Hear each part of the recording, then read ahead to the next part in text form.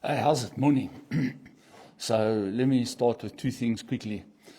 Firstly, if you hear noise, don't be concerned. We've got a toddler running around here. And then secondly, you will have seen that, I've been wearing a lot of my bike stuff.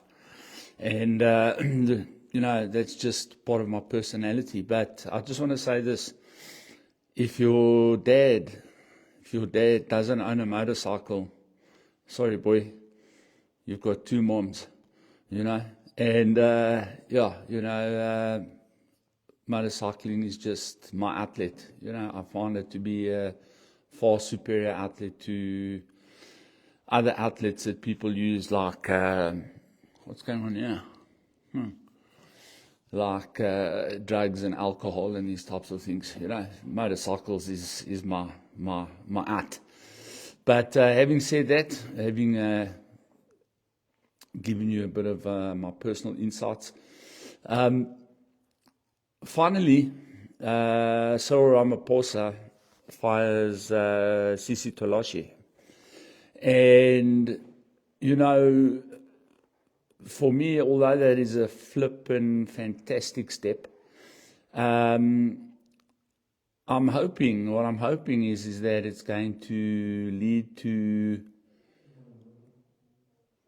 hopefully, a closer scrutiny over the entire Department of Social Development. Because, look, guys, I know for most of you, the Department of Social Development doesn't play as large a role in your lives as the South African Police and the Department of Health and, other issues that touch more, I would say, South Africans directly than what does the Department of Social Development. But you've got to understand that the Department of Social Development is responsible for the social cohesion. And if you listen to the name, social development, so I would like to know, just on a basic level, based on the name, what development has the department shown us that it has achieved over the last 30 years, and even less time, the last 10 years. So those of us that are in the social cohesion framework, drug rehabilitation centers, old age homes, homeless shelters, sober living facilities, halfway houses, and these types of places. I want to tell you that we have been under an immense strain, purely based on the way that we are handled by this department. If officials within the department decide for whatever reason they don't like you, then they go balls to the wall to make sure that you don't get the appropriate licensing. They make sure that they harass you and visit you and inspect you continually. Over the last, I would say, 5 years, we've seen a marked decrease in that type of behavior because, I don't know. But for many people around me who are in the same industry as me, they are under an immense strain to try and fulfill the prerequisites of what the bureaucracy tells them to fulfill in order to do what the vast majority of people don't want to do, which is help people that are less fortunate than ourselves, and it's... You look at, let me speak predominantly about the rehab sector, right? In the rehab sector, we have three governing documents that we have to subscribe to. The first one is Act 70 of 2008, which is the legal framework. And then written into the Act is another document called the Minimum Norms and Standards for Treatment Facilities. And then both of those are then also supplemented by a document called the National Drug Master Plan. Now, when you look at rehabilitation in South Africa today, right, if you don't have money and if you don't speak English or you don't understand the culture of rehabilitation, which is predominantly an Anglo-Saxon culture of rehabilitation, then unfortunately, if you have an addiction problem, chances are probably 80 to 100% that you will die from your addiction. Because the predominant thing here is the money. So when you look at what is required to register a drug treatment facility, all right? Because the department have decided that the evidence-based practices that are working best around the world with their 3% to 4% recovery stats are the clinical disease philosophy rehabilitation, which in order to establish a rehabilitation facility of that stature, you have to have on board as part of your staff as a clinic, you have to have professionals like psychiatrists, psychologists, you have to have 24-hour nursing staff, you have to have, let me tell you, to give you an idea, I think it's about a 250-page document, the minimum norms and standards, in order to comply. So with all of those things that are required for you to comply to the minimum norms and standards, you have to pay out these funds on a daily basis. You have to make sure that everything that you do subscribes to those minimum norms and standards. And then over and above that, you then have 2 acts that most rehabilitation centers have to submit to, which is, the health and, most importantly, the Drug Dependency Act of 70, right? So in order to have all these requirements, costs exorbitant amounts of money. You have to have one social worker for every, I think it's 10 people, 12 people, one social worker for every 12 people. You have to have counselors, you have to have nurses, you have to have psychiatrists, you have to have, if you subscribe to that model, you have to have or a psychologist, you have to have, or consulting psychiatrist and psychologist, you have to have a doctor, you have to have a full medical detox, you have to have all these things, right? Now, what do you think that costs to have all these things, right? In the meantime, okay, the vast majority of people in this country can barely afford to eat. So if a guy is addicted to, let's say, crystal methamphetamine, which is the big one in South Africa now, right? How is that guy, in order to cover those costs, just barely cover those costs, okay, you're looking at, per person, 30 to 50,000 Rand a month. Just to cover the costs of the people required to rehabilitate that person and the facility itself, the maintenance of the facility, the, the food, the so on and so forth, the day-to-day. So if it costs the rehab center 30 to 50 grand a month per person to keep that person, just to keep him there, all right, before the owner of the rehab has fed himself, okay, who do you think in this country is able to get help? And this is the issue. Then added to that, okay, in order to get that registration, the hoops that you have to jump through, and many times, I can tell you, more times than not, these officials will walk in there and demand things that are not in the minimum norms and standards. And when you challenge these things, it's very simple. They just tell you, well, do it or you don't get your licensing. Then I have these unsubstantiated claims, which I can tell you now, I wouldn't subscribe to that. This is perhaps why it took me 6 years from application to getting my first registration. 6 years. I applied in 2009. I got my first registration in 2015. Now you think about that, all right? Actually, I'm lying. It took 5 years, 2010 to 2015, right?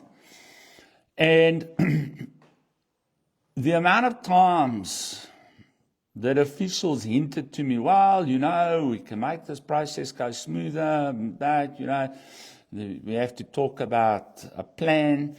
You know what I mean? And I just simply refuse to do it. Now, it takes me 5 years, right? The guy down the road from me, all right, takes him 4 months. 4 months to get the same documents.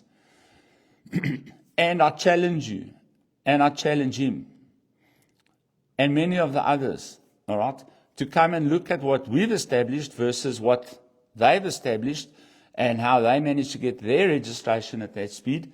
And took 5 years to get our first registration. Our second registration, we had to go to court because it was during COVID. And they just refused to give it to us. And so the medical aids that support us said no registration, no pay, but.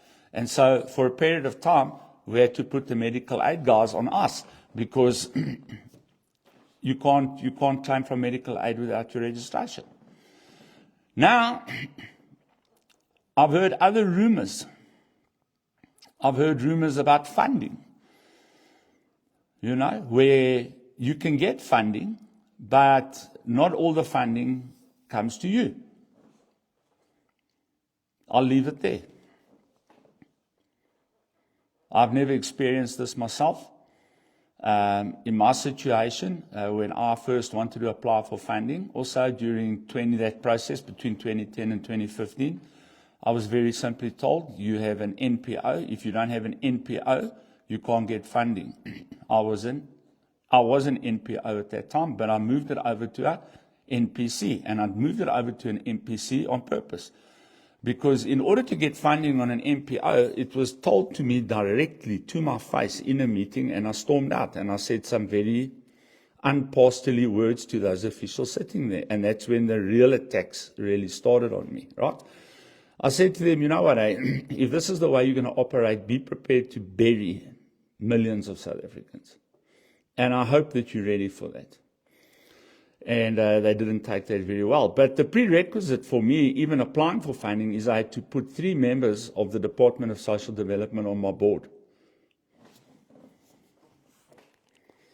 And I refused because I wasn't willing to relinquish control for funding. And I said to them as well, which they also didn't like much, I said, just remember something. My faith is in God, not in the Department of Social Development. My source is God Almighty. If God wants this thing to continue, God will make a way. And God has made a way, in a big way, right? So I've never reapplied for funding. I've been involved in multiple other altercations with them to a point where I had to get a major union involved to come and represent me. Where when we sat around the table, the first words were, who are you to tell us this or that when we fund you? And I said to them, show me the documents where you fund me. They couldn't because they don't fund me. And in fact, I want to say this, that the vast majority of the officials that are working for this department really don't understand their job description themselves. Okay? Another thing is this. I did a test with a group of officials one day because we have sometimes quite a large amount of confiscated drugs that we hand over to the police as often as possible. But we had quite a few drugs there, and I took the drugs out. I had a bag of crystal meth, I had a bag of cocaine, I had a little bit of heroin, I had a little bit of Mandrax, and so on. And I took the bags out, and I opened them up, and I said, right, you officials here, tell me what drug is what here. They couldn't do it. They couldn't do it. I've asked them repeatedly, how many of you have actually rehabilitated anyone, ever? Not one. Not one has actually rehabilitated anybody. All right? When you look at the chaos that is currently predominant in state and state-controlled funded rehabs, where there's more drugs in the rehabs that are running, all right, than are on the street, where the people running the rehabs have completely lost control of their facilities in terms of the addicts in the facilities are just doing whatever they want and they just refuse to participate. And these guys just have to eat it because they're getting funding. Because the game is not actually rehabilitation. The game is numbers. Numbers. right? Now, having said that, in the last year, the Department of Social Development has closed down a number of funded rehabs, including 2 of their own major facilities that could house something like, between the 2 of them, 700 to 800 people. Closed due to maladministration, the one. The other one they say is closed due to refurbishment. Now, that makes no sense to me. Another thing is that they won't allow recovering people to do any kind of work while they're in these facilities. And this is where they're missing the bus. Because during the previous regime, the rehabs, the state rehabs, were farms. And those farms used to cultivate. And what they used to cultivate, they used to sell to the prisons, predominantly where Magalies Oord was, which was Fabian Florence Ribeiro. They would supply Sonnewater Prison with the vast majority of its produce. And Sonnewater Prison would then pay the rehab. And then the rehab would use that money to maintain the rehab and maintain its staff and maintain the residents. Now it's apparently a human rights violation for an addict to learn that part of rehabilitating yourself is learning how to do work and getting up in the morning and sweeping up after yourself and cleaning up after yourself. This is apparently some kind of human rights violation based on the best practices model that you have some kind of sickness that now precludes you from any kind of activity that is in any way beneficial to yourself or to society. But what troubles me is that this woman now, Tolashi, has been caught now for all these things she's been doing. Now, as you know, and as we've seen in life and in this government, corruption starts at the top and it flows down into the departments. You know, 2 years ago, we had 12 members of the Department of Social Development suspended for suspicion of corruption due to funding protocols that were dodgy. And all of a sudden it was found that there wasn't enough evidence to pursue this matter, and these people were all redeployed to other regions, some of them even getting promotions, if you can believe that, after being implicated in millions and millions of rands of illicit funding. So my hope is truly that now that the top dog, so to speak, has been fired, and may not have the protection that she used to have, that someone will investigate it. And I promise you, and I'm telling you again, when the boil bursts on the social scam, the NPOs, the NPCs, the NGOs, it's going to make the Madlanga Commission look like a walk in the park. I'm telling you this right now. Because, and here's the key, here's the link to it all. There is no better and more effective way to launder illicit money than through not-for-profit organizations, not-for-profit companies, and non-government organizations. Because illicit funds can be put into these establishments as donations and non-taxable donations and cash donations, and can be funneled back to the people that are putting the money in with a little cream off the top.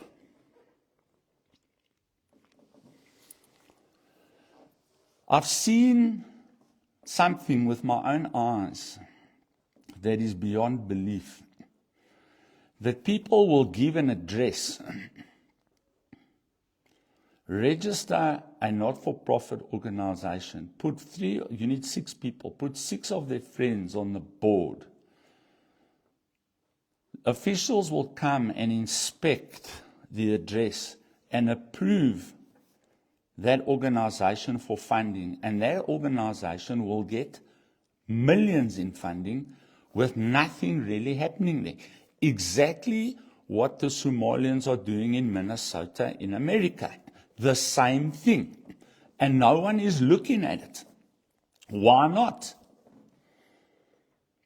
I've repeatedly asked on my channel for someone just to send me the lists of funded NPOs, NPCs, and NGOs in this country, and I've told you that I will personally go and visit these addresses of these funded organizations to see if they actually exist, and if they actually exist, if they are doing what they say they are doing on the paper.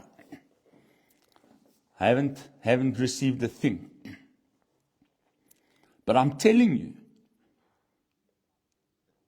that it's going on. And if I'm wrong, I am that guy. I was wrong. I apologize. I kicked up a fuss for nothing, whatever the case may be. But am I wrong? Give me the opportunity to prove if I'm right or wrong. Or you get the lists and you go look and see if these places exist. I tell you what got me onto this is me applying for lotto funding. And at the very last second, after speaking about it here, I received a letter after 3 years, after going to the last stage, after being visited by national lotteries and approved in principle at the very last stage. In other words, the payment. I was declined. And then I was sent documents via Facebook Messenger by one of my followers, where he did a quick search on Google search, right? AI, that showed that another organization with my organization's name had been funded to the tune of 4 times what I applied for. And then I got one of my guys to phone that organization. It doesn't exist.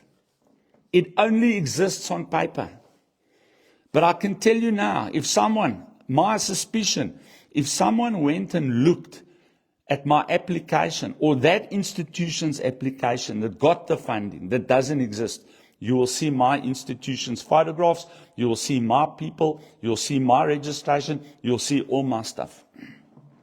I'm almost 100% convinced, but no one wants to look. Right. Let me tell you, South Africans are going to be shocked when that scab gets ripped off. The social welfare fraud that's going on in this country.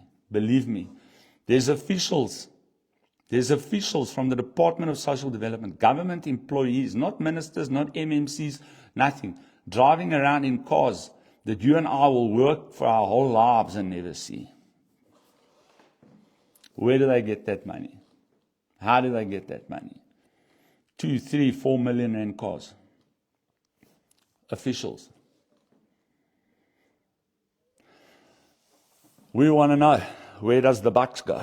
Right. Now, the next thing I want to talk about quickly, and I'm just going to touch on it, right, is, what's his name? The Chinese president, is it Ping? I don't know. I'm busy on my phone, so I can't look it up. But anyway, let's take it this way. America and China are having a massive meeting. Now, I wonder what they're going to be talking about in that meeting in terms of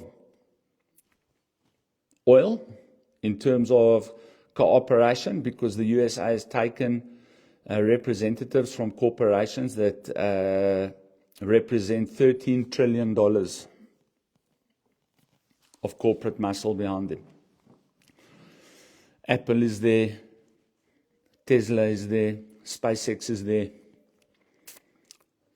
Blackwater is there, or what are they called? BlackRock is there, Trump is there. Wonder what they're talking about, guys. Now I wonder if Trump sits down and these guys have a proper chat and he says, right, I can give you the same amount of oil at 2/3 of the cost, guaranteed safe, because there's no problem with it having to go through some little strait in the middle of the Middle East where Islamic fundamentalists and madmen are controlling it. I'll give you the oil cheaper, but we'll push the oil through the Panama Canal out through South America. It's probably a shorter route. All right? I've got the oil. And at the same time then, we come and invest properly in China with our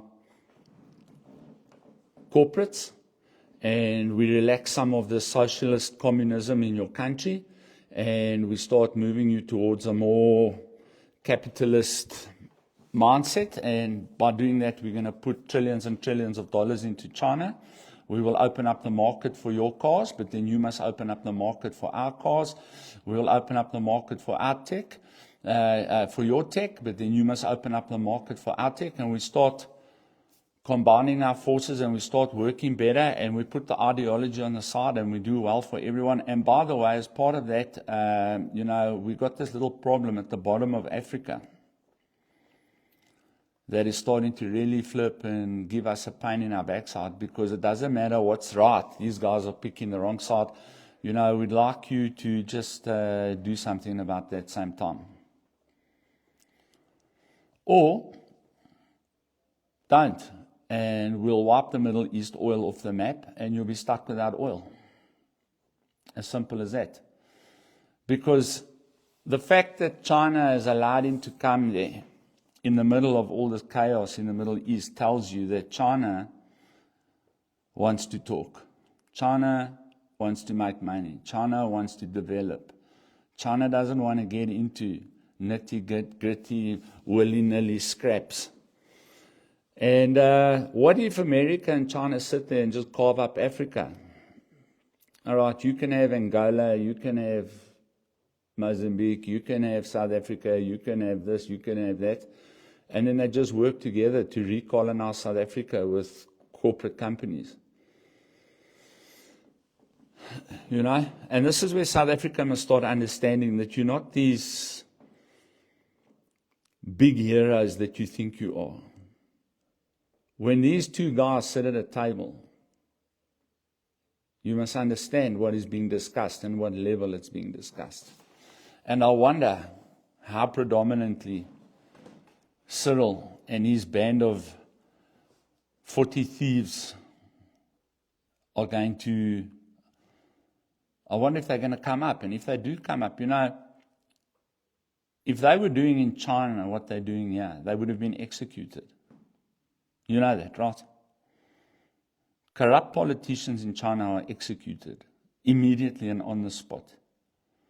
So it's going to be very interesting to see what comes out of those meetings and how it's going to affect us here in Africa. Because, obviously we've put all our chips, on the border of Iran. Iran oil is now being starved. We're paying exorbitant prices for oil from Iran, and there's not going to be much oil coming out of there until further notice. So South Africa is going to be forced to buy American and Russian oil.